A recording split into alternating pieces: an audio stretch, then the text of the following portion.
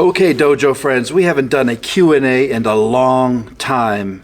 Hopefully your questions are in here. I have 2 pages, like 26 questions we're going to go through.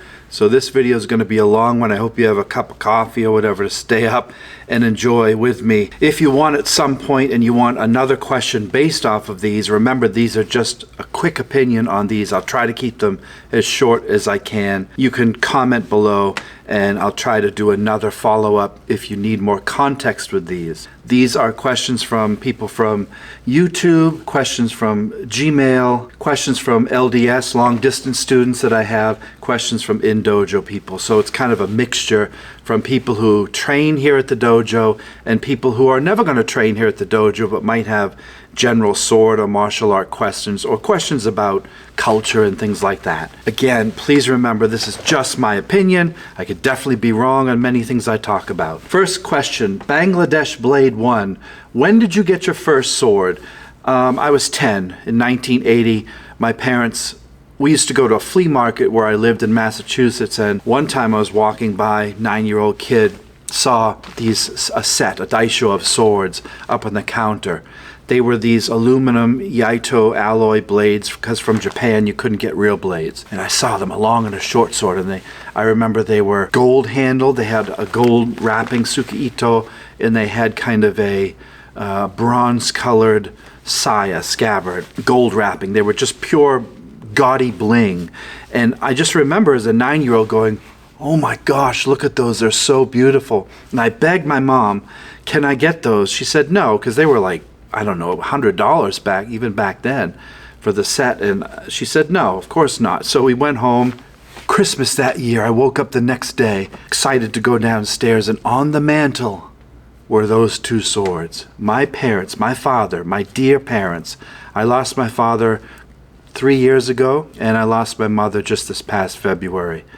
And those 2 saintly people saved up the money to get this dumb little kid these 2 swords because they knew how happy they made me just to have them.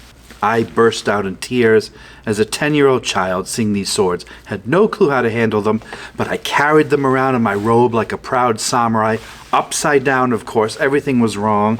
I would draw them out. I don't know how long they lasted, but even to this day, I've tried to find a replica set of the ones from the 1980 when they got me. I haven't been able to find them. I would love to find a set just for nostalgia to remind me of that life-changing day in my moment. I'm sure you've had one too where you bought a weapon or something, or you saw a dojo, or you read a book, you saw a movie where something just clicked and you're like, this is what I want to do. The Ikigai, which we'll talk about later, just clicked in. But yeah, I was 10 years old. I'll never forget that kind deed. My father would work 6-7 days a week. He was a carpenter, and on Saturday and Sunday he would go and do side work for cash. And that's how we had 4 kids in the family. I'm the youngest of 4. That's how we managed to have a Christmas. We had no money really, but we never went without. And for Christmas, obviously, to have a set of swords. I was young, too young to have swords, but it set my life. Still doing it to this day. So a supportive parent, if you're a parent out there and you can support your kids in something like this, it can change their life. Dream Seeker 2346 asks, I am 6'8". Wow, you're tall. And my grip is a bit bigger. I think a longer blade length would also suit my size. I purchased normal size bokken. Bokken's a wooden sword in the past, and they've always felt a bit uncomfortable. Does anyone have a recommendation where I might get something that would better fit me? Honestly, I'd like to make one myself if I knew the proper method for the craft. Bokken are hard to make. If you're a woodworker out there, you might make bokken. I would recommend Little Raven Studios in Arizona. I think her name is Karen. She makes great swords. I have several. I have Yari spear that are wooden for practice. I have several of her naginata, which take many months to make. They're all handcrafted. They're beautiful. But she makes small bokken, large, super long, great bokken. Another one is Kingfisher Woodworks. You can look there as well, but I've had great luck with Little Raven Studios, but you're going to have quite a wait, and she's in Arizona. Just Sue Me Punk Do you teach Bujinkan only? No, I teach 7 lineages, 7 different martial art schools I teach here at the dojo. Yokoryu, Kotoryu, Kukishin, Takagi Yoshin, Toshindo, Shinden Fudo, so many different lineages from Japan. It's overwhelming. It really is, even for me. And I have sources, 6 sources that I use to teach these methods because sadly, almost no teachers agree on how these techniques are taught. What I have to do is find the different sources and translate and interpret the kanji and then look up all of the ways people teach them and then kind of pick out the kaname, the important points. Then I have to translate it for my students here. And I have to say often, look, there are 5 ways of doing this kata. Obviously 3 out of 5 are probably wrong because this is one of the negatives of Bujinkan is because Hatsumi's an artist, his techniques were not well documented to be the way that they should be done. He was always doing henka variations left and right, which is a strength. His free spirit allows us to create, but you need a form, a kata, to work with to understand what the samurai were doing on the battlefield. Why did they write this? These people died to give us these katas. But yeah, I teach 7 different lineages here. That's not even including the sword and weaponry stuff that we do, which is part of Kukishin, but it's insane how much there is to know. This is a martial art that will outlive me decades. And I get overwhelmed sometimes trying to teach it, and you just have to take one chunk at a time, one day at a time, 1 hour at a time. There's no other way around it. Otherwise you would quit. It's too overwhelming. It's too overwhelming. You can see just a couple of the books behind me. Some of those books have hundreds of techniques in one book. You can't possibly master any of them. Just Sumi Punk, I just answered that. How do you deal with Bujinkan unrealistic technique criticisms? Just like anything else, we address them. There's a lot of bad stuff in the Bujinkan, stuff that would not work in modern day America. And I know that as an instructor. And my friends who are in the Bujinkan kind of quietly say, yeah, that's not very practical. These were techniques from 500 years ago when they were wearing Oyoroi armor on horseback with spears and giant tachi. How are we going to take those kaname and interpret them for modern day America or wherever you live, 21st century fighting? So criticism of Bujinkan is often they punch and they leave it and the guy just works around it. What I call bad math is where the guy stands there and the teacher does 5 or 6 different moves while the guy just freezes and doesn't move, and I laugh too. I think it's ridiculous, and I catch myself doing it once in a while. What happens is when you're a teacher, you have to stop time for the students to ask questions and to answer things. So when we're punching in that style, when you're punching out, you have to freeze time to show where you're going. But obviously, it's a dance, and the guy's going to punch, he's going to retract, he's going to wail in with 5 more, he's going to shoot in and tackle you, he's going to grab your legs, he's going to poke you in the eye. You have to remember is proper math. Proper math is when a fight is a syncopation, it's a dance, it's a rhythm. One guy hits, the other guy blocks, one guy hits back. It's a back and forth. You're never going to get more than 2 or 3 movements before she reacts. In the Bujinkan, because that's not explained very often, they hold their arm out and the guy does the stuff and it looks ridiculous. It's like all these guys on the internet are like, the guy could have hit you with his left hand 5 times. I agree. That's why I have to constantly stop the class and say, look, we're stopping time. This is bad math. I'm showing you 2 movements, but the guy's going to hit you on the first. So it's my job to clean up that mess that you see on the internet. And again, we're guilty of it too. And continuously take criticism, fix it, get better, fill in the gaps, fill in the holes, and do our best to honor the traditions and update them. You can't have battlefield martial arts working against certain attacks. They just don't work when you're not in armor and the guy's in a t-shirt drugged up on fentanyl coming at you. So my job is literally interpretation. Paradigm 989 asks, on the white Shokosugi sword video, the cleaning video, I'm tempted to buy a Shiro katana with a white handle and saya from John Lee in Germany.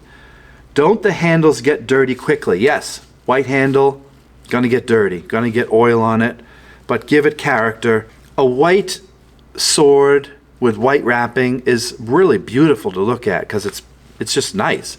But you're gonna get it dirty, of course. Your sword, unless it sits on a wall, it should get dirty. A sword is a tool. It's meant to be used, not just stared at. So yes, it's going to get dirty for sure. Very few white swords out there. Most of them are dark colored wrapping so that it doesn't show the dirt as much.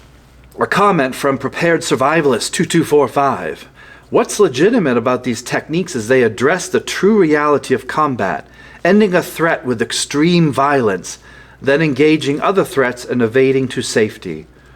Or if the nature of the combat is competition only, the purpose is submission and not annihilation. It's understanding the nature of combat itself and catering the technique towards that particular end. Exactly. What I teach here is not sport martial arts. Sport martial arts are great, but they're a completely different ball game than what we do here. This is battlefield stuff. It was meant to kill. It was meant to maim and destroy and break every rule and have no rules. So things that he's talking about, dealing with extreme violence, takes extreme violence. Yet, of course, we also want to understand the law and how everything has a repercussion to it. Everything has a consequence. And if you're going to hit someone or pull a gun or a knife out and you deploy your knife and you just decide, hey, I'm going to run this through some guy's stomach, you're going to get sued. He could die. You're going to lose your family. You're going to lose all of your finances and your reputation. So we need to understand that if you're going to deal with stuff like knives, guns, vicious murderous violence and rape and things like that, you have to have a mindset that I need to do the maximum damage with lawful repercussions. Escape, run, talk your way out, look like a coward, use comedy, self-deprecation, don't even be there, trust your gut. All these things that we work on here at the dojo are what separate it from sport combat, which is completely different. I admire it, but it's not the same. Go to a sport dojo if you want to compete and do sports. Go to a different type of Koryu type dojo if you want to learn about self-protection at its most vicious level. Warren writes, I recently found your music on Spotify and I'm a big fan. Caught your version of Break My Stride on my radio station here in Montreal. That's cool. Any other new TN music coming out this year? Yes, Warren. A lot of people don't know I'm a musician as well as martial artist and a painter and writer and stuff, but yeah, music has been around since I was 20. I started when I was 19, started playing the guitar at about 18 or 19, started to sing in bands at about age 20. Of course, we did cover songs and then created my own, started producing music in 1980 something. Got my first Tascam recorder, if those of you old enough remember that, 4-track, then an 8-track, then a 16 was huge. Now I record on a 32-track Tascam DP 24, 32, whatever it is. Anyway, I've been doing music for years. You can find me on Spotify, type my name in, and there's hundreds of songs on there. I've done 30-something albums of music. Love to sing, love to play guitar, play drums, bass, keyboards, piano. I'm lousy at most. Nowadays I do a lot of cover songs, so Break My Stride, I don't know what happened with that one. It's not my favorite, but that's got almost 2 million downloads on Spotify. And normally the songs get about 5,000-10,000 downloads, 20,000 listeners a month.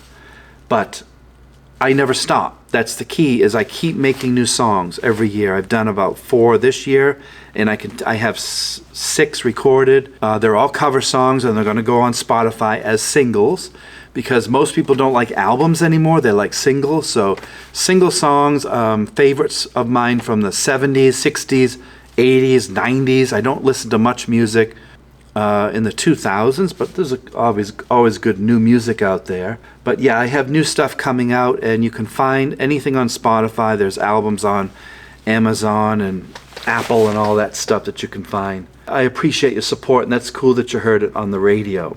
Destroyer77, do you review swords as a living? No. No, I review swords. I review martial art weapons from things that people send me. I have never been paid a dime to review anything. and I'll send it back if the manufacturer wants to. I don't do destructive testing, but I do cutting, tameshigiri, and of course I give opinions on how the weapon's made from experience, but I definitely don't make a living at it because YouTube doesn't pay anything for reviews. Duck and cover is, yeah, I already explained that about music. How do you make your money through ninjutsu? Jitsu is spelled wrong there. Make sure when you guys spell jitsu, it's J-U-T-S-U, not J-I-T-S-U. I know that jujitsu has an I in there, but jitsu with an I means truth or reality or content. Jutsu, J-U-T-S-U, means art or technique. So ninjutsu, jujutsu, Aiki jujitsu is with U's, not I's. It should be spelled. It's a small pet peeve. How do you make your money through it? Well, I teach here at the dojo full time. 29 years ago I started teaching. almost 43 years ago I started martial arts. I've had this dojo here for 17, 18 years, full time. I teach off-site to LDS, long distance students in Tennessee, Iowa, Kentucky, Illinois, all over, students in the Midwest. I travel to dojos, teach private lessons with people. I have students that are wealthy that hire me occasionally on a weekend to go there and teach privately. They're not interested in rank or anything. They just want to learn about the culture and the martial arts. I've taught military quite a bit. I've taught for nonprofit organizations. I started a nonprofit organization working with inner city kids. I've been doing it a long time. So making my living is through music. Because I've sold a lot over the years, and martial arts, selling paintings, writing, things like that, articles, different ways of doing it. Kind of a hodgepodge of things. I saw your giveaway number 40 and tried to win. I didn't. Sorry about that. You give away a lot of prizes. You're a generous dude. Thanks for doing this, and those of us who don't have the cash to buy stuff. Do you ever get someone who doesn't claim a prize? What do you do if they don't write back to claim it? We've done like 40 giveaways, and we've had a couple people that either didn't follow the rules. We've had some people try to scam us, which really was discouraging. I haven't done as many giveaways because it's risky. If you send a weapon to someone, they could hurt themselves. I don't want to be sued. I've given away, 40 things, thousands of dollars. But if someone doesn't write back, or they try to scam us, or they say, hey, send it here, and it's a lie, obviously, we verify their information. We verify where they live before my employees ship it out. And I've also done it where I'll choose another name off of the randomized list if someone doesn't claim it within a week. We give them 1 week. If you don't claim the prize, we give it to someone else. I've only had one that I don't think went to anybody. But all the other prizes were claimed.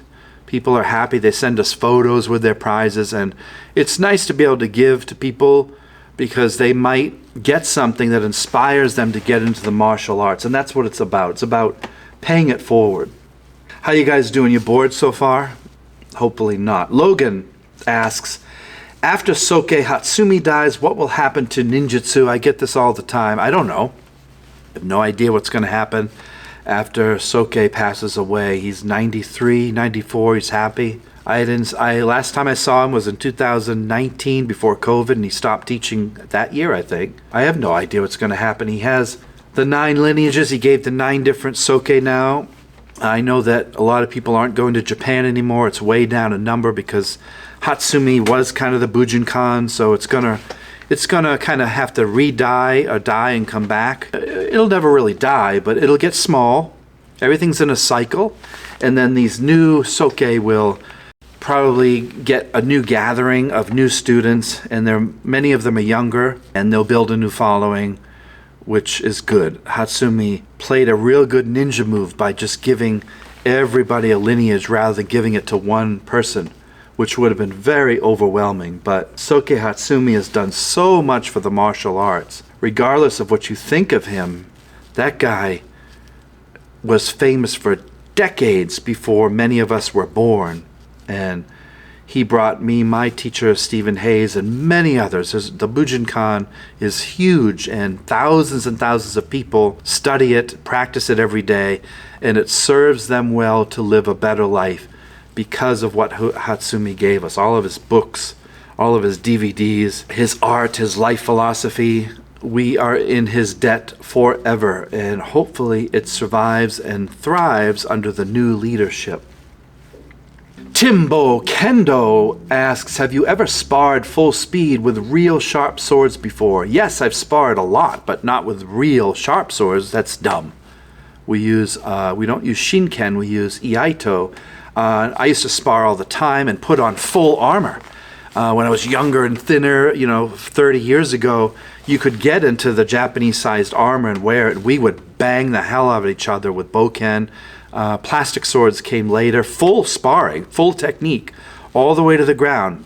Mano a mano, full resistance. We used to beat the hell out of each other. Friendly tournaments all the time. Sharp swords, no. Even Iaito have a very sharp tip. You have to round it and dull it down, but oh yeah, those sparring days are over for me. We spar here at the dojo to keep it real, but it's light sparring. We have gloves, we have some training equipment. That sparring is very important. A lot of Bujinkan dojos don't spar. I don't agree with that. I think you should spar because fights are messy. Fights are free response. Technique goes out the window when someone's grabbing you and resisting fully.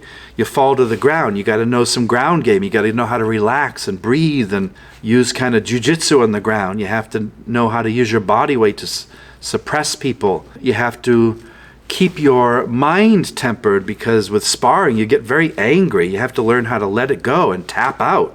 You have to get tapped out hundreds of times to learn your weaknesses and allow students that are lower ranked tap you out because they got a good move. You have to kind of let your ego go. Sparring's about letting your ego go in order to improve yourself. It's a great thing. I recommend it highly. It's not as much of an old man's game like me, but there's a time and season for everything. And when you're 20, you should be sparring. 25, 30, still sparring. You get your 40s and 50s and you've been beaten enough, you understand that you don't have to spar anymore. You don't see too many 50 or 60-year-old jiu-jitsu guys on the ground. They're teachers now, and that's appropriate. But yes, we used to spar full speed, and my gosh, does your technique go out the door. And it relies on aerobic activity, the ability to just hold your breath or to keep alive and not pass out because it's so hot in those.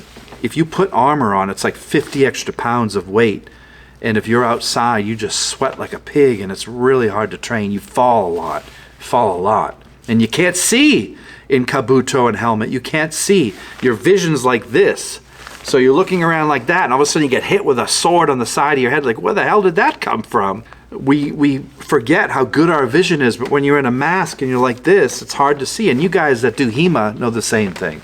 It's fun though. Eric, how many hours are you at your ninja school during the week? Eric, I often come in at 6 in the morning, 5:36, and do a bunch of stuff. I have a meditation regimen. I have sword work that I do, tons of administration work, employees, branding, all that stuff. And I leave at 8 at night. So 6 in the morning to 8 at night, 4 days a week, and then Saturdays from 6 to 1 in the afternoon. I don't know how, 50, 60, sometimes 70 hours a week.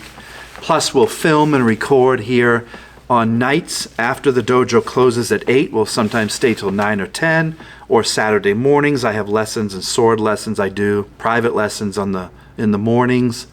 And then we have seminars and testing Saturdays from 1 to 3.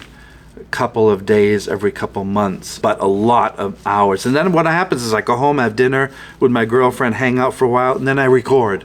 Then I go into the studio till 10, 11, 12 to get music done.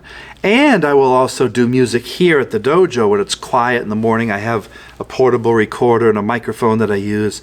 I do a lot of singing here and some guitar playing because the businesses are closed. I'm the only one here at 6 in the morning before sunrise. It's a beautiful reverberation here that I can record singing and stuff. Many of the songs that you see on Spotify the last 3 to 4 years were sang right here in this chair. I don't sing after 10 in the morning because people are doing nails and stuff next door and I don't want to disturb them with that screeching horrible voice of mine. Cardoni Smith, I am on season 3 of relaxation oil painting. You are the Bob Ross of the Bujinkan. You inspired me to pick up a brush and start my own painting. Good. I also watch Bob Ross on Twitch. Did you ever meet him? No, I never met Bob Ross, but I started watching him as a kid and I loved him. And William Alexander, his teacher. Do you have any paintings for sale? Can anyone buy one of those with a credit card? I have a couple paintings for sale.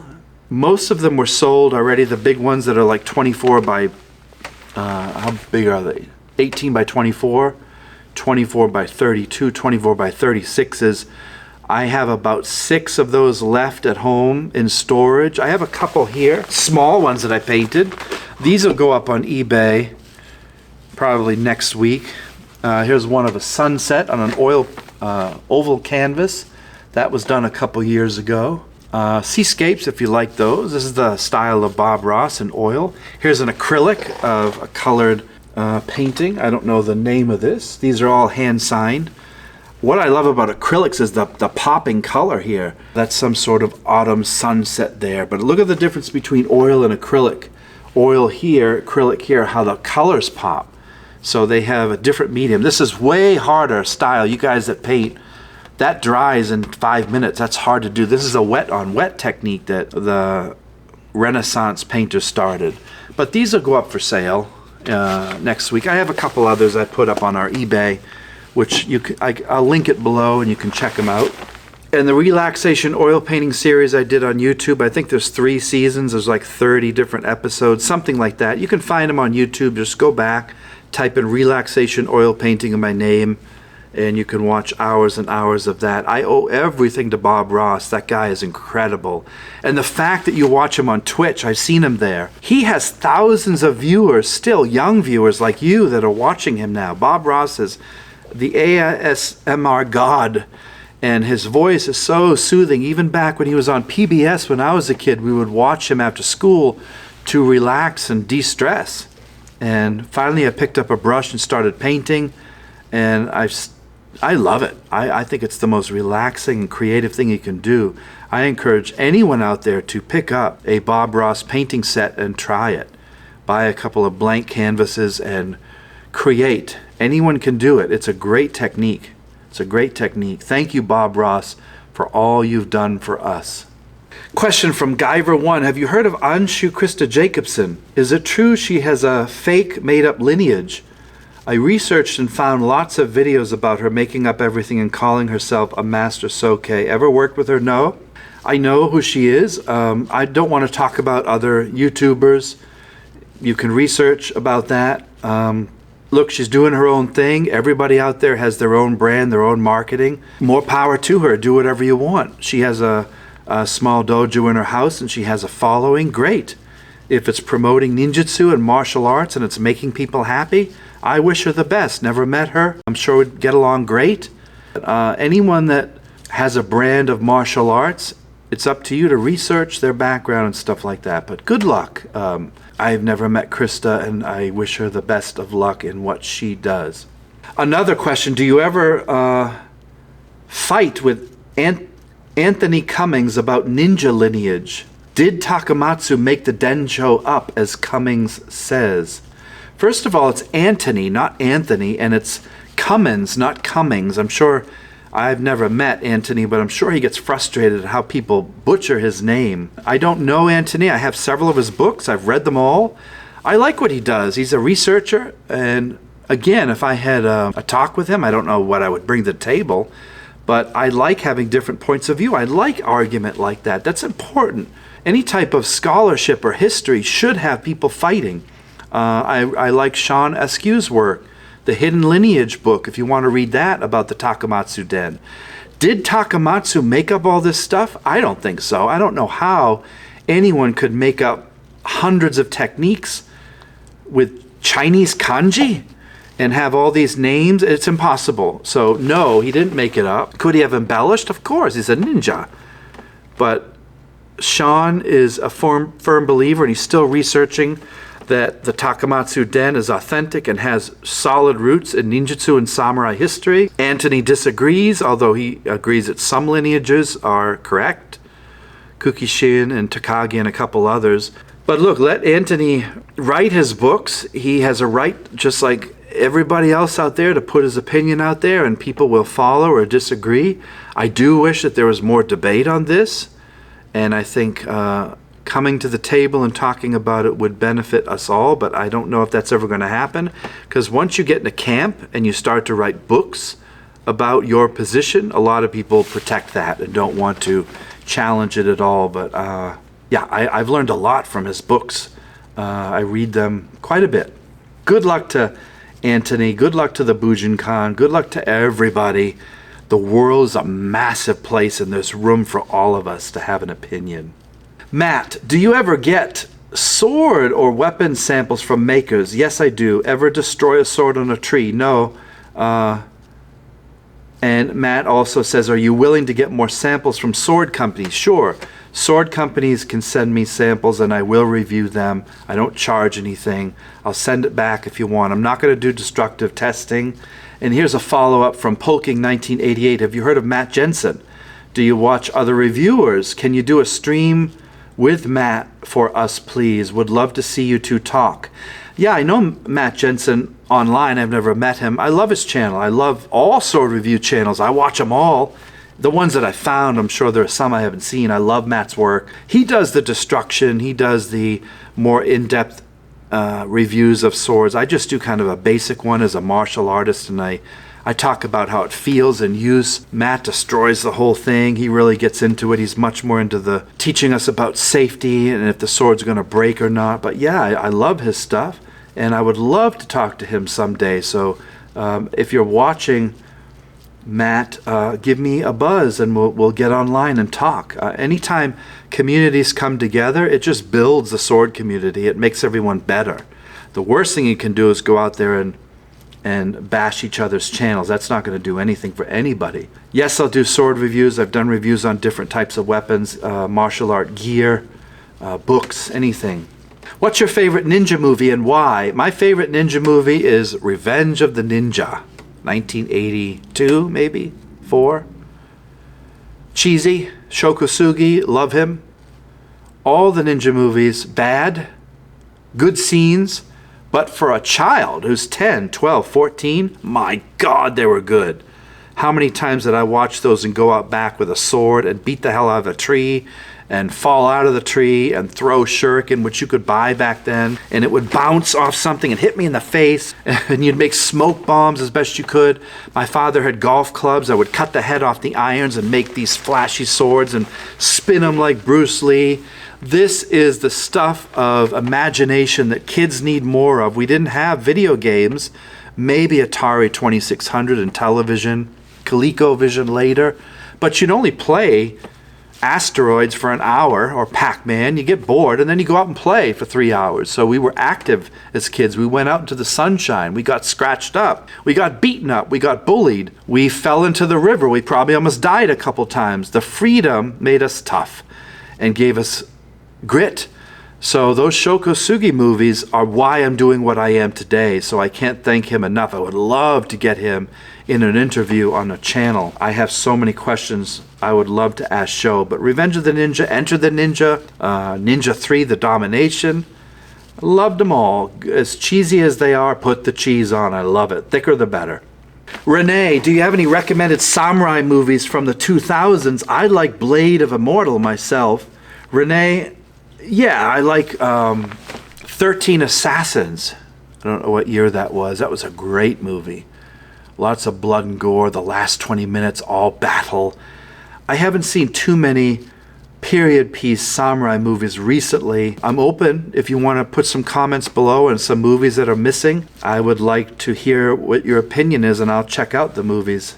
I don't think studios make those. They don't make much money. I don't know if Japan or China is making period piece martial art movies, but I'm interested. Ona Geisha. Hi, Mr. Norcross. I am part of an Aikido dojo in Dallas, Texas. I would like to visit and train with your group this summer or fall. Come on down. You're welcome. Or I should say up. Come on in. I read your chapter on living in the Elite Martial Artist book. Great read. Ikigai has found you. Any new projects you were working on? Yes, I just finished a new sword DVD, Art of the Sword. This is coming out. It's out now. It's being distributed through Budo videos and a couple other online sources. We shipped out 50 copies.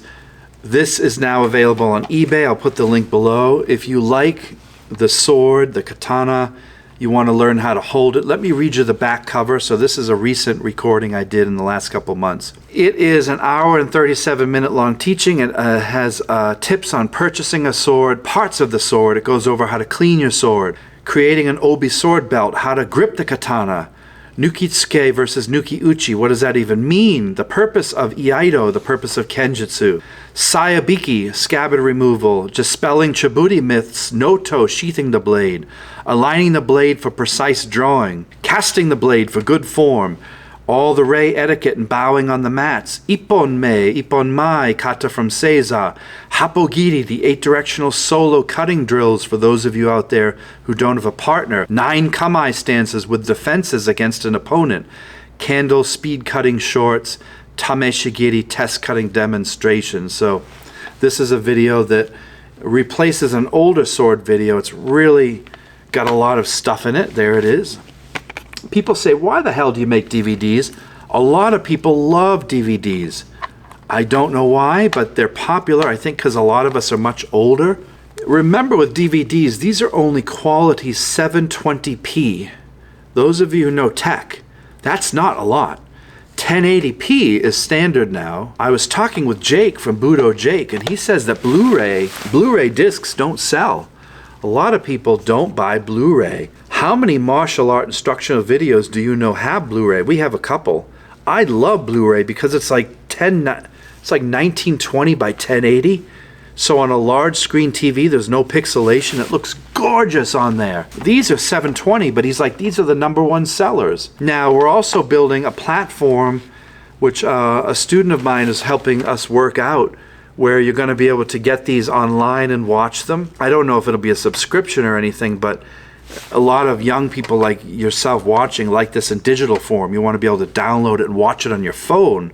You don't want to have to deal with DVDs. A lot of people don't even have DVDs anymore. But actually the #1 seller is DVDs. But we're going to have that available in probably the next 5 or 6 months, where we'll have a platform.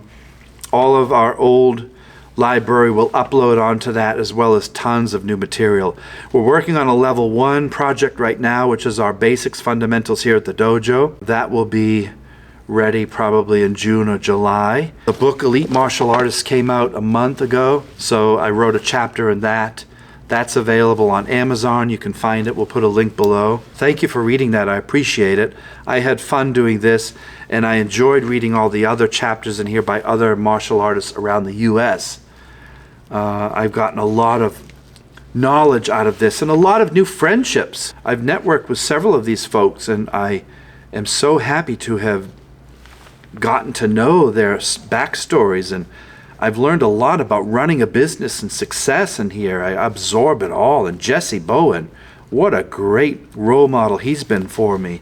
So that's the book that we've been working on. And our curriculum book I wrote last year. This is 80 pages of stuff that we do here at the dojo. It's called the Dojo Martial Arts Core Curriculum Book, and that I wrote last year. This took a lot. In order to get a black belt here, you have to have this book, because we use it every day in class. It's got all kinds of pictures and photographs and charts, and the classical as well as modern self-protection in here. I just absolutely am thankful for everyone that helped me with that project. I'll be working on another book with Jesse for next year, and lots more music coming too. But thank you. I appreciate all that support. Samekawa 411, been watching since the pandemic. I'm always learning so much from your videos, and your videos don't feel cheap or rushed. Short videos suck. I agree. Glad you still do longer content. Yeah, a lot of martial art channels are forced to do shorts, and shorts are horrible. There's nothing you get from a short because there's no context, there's no time to absorb anything. It's basically showing off. Yet shorts, get thousands of views, whereas long content gets hundreds of views now. YouTube has completely shifted the algorithm where all of them, every martial art channel I know, has gone way down in viewing time. Why? Because shorts sell. Everyone wants to swipe on their phone like TikTok. They just want content. Content. Quick, quick, quick. What's next? What's next? Don't like that, like that, don't like that, like that. And the algorithm starts to tune into you, and then all of a sudden you get a bunch of stuff on there. Yeah, I don't like shorts. I'm not a fan of them. Long content, you know, that's why Joe Rogan is so famous and many others, because people still like to sit like this and listen for an hour or two with podcasts. Older people tend to like longer content. Younger people are used to shorts now. I have editors here that help make short videos, and they help edit the videos for our YouTube channel. We also have moderators part-time that volunteer their time on the YouTube channel to keep it clean. And I can't thank them enough for what they do, because I just don't have the time to do all that stuff. And they help me compile these questions and things for Q&As that we do. I can't thank our martial art and sword community out there for putting all this together and helping me out. Short videos will continue, but not at a great pace, so our channel is not going to grow as fast as others. We have a small channel, I don't know, 30-something thousand now, but that's huge for many martial art channels, but very small compared to others, and that's fine. This online stuff isn't for me. It's not my living. I don't get paid for it. It's all free, all to help out people out there that don't have access to a dojo. That's my number one purpose, is to get information out there so that you guys can find a local dojo and support your local martial arts. Sensei, are you accepting new students? Where can we train with you this year? Yes, we accept new students here at the dojo every day from all walks of life. We have students that get black belts in other martial arts and move here. We have students that come from other states that travel 2-3 hours to get to this particular dojo. You must commit to move here in order to be a student of mine personally. I'm not going to do online stuff. You must move here, as I did with my teacher.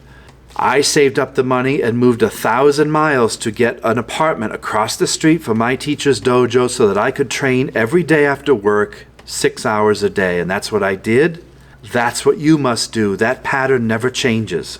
You can train with me this year in Dayton. In October, we have our ninja gathering up there at Shane's dojo. Go to Dayton Quest Martial Arts if you want to go for those 2 or 3 days and train with instructors. It's a gathering of martial artists who come together as brothers and sisters and train together and have a great time and learn from each other. There's no ego, there's no rank. We just get on the mat and train.